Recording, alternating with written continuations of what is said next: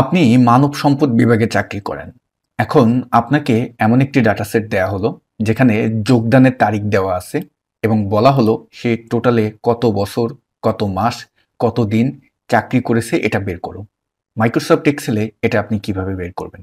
এজন্য আমরা একদম প্রথম সেলটায় আসব, ইকুয়াল টু সাইনকে কল করব। DATED ডেটিভ নামে একটি ফাংশন আছে, এটাকে আমরা কল করব। ব্র্যাকেট ওপেন, আমরা এখানে প্রথমে যোগদানের তারিখ এটাকে কল করলাম, কমা, তারপরে আমরা আজকের তারিখ পর্যন্ত যেহেতু জানতে চাচ্ছি যে আজকে পর্যন্ত সে কত বছর হলো চাকরি করতেছে, তাহলে আমরা এখানে টুডে নামে একটি ফাংশন আছে, এটাকে কল করব। Bracket open bracket close, comma, আমরা যেহেতু এখানে ইয়ার চাচ্ছি, double quotation y double quotation এবং ব্র্যাকেট ক্লোজ দেব।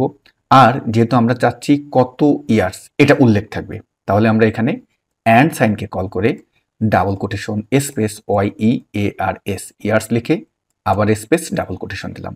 এবার আমরা যে টেকনিকটি ব্যবহার করব, দেখুন, জাস্ট এই ফর্মুলাটা সিলেক্ট করে কন্ট্রোল সি দিয়ে কপি করব এবং এখানে আমরা এখন অ্যান্ড সাইনকে কল করে কন্ট্রোল ভি দিব, আবার অ্যান্ড সাইনকে কল করে কন্ট্রোল ভি দিব।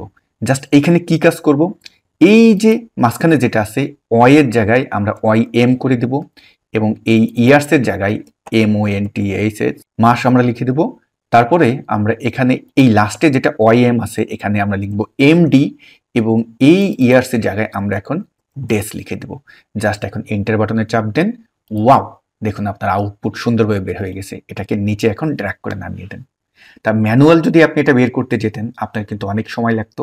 জাস্ট আমরা এই ফর্মুলাটির মাধ্যমে নিমিষেই এটা করে ফেলতে পারলাম।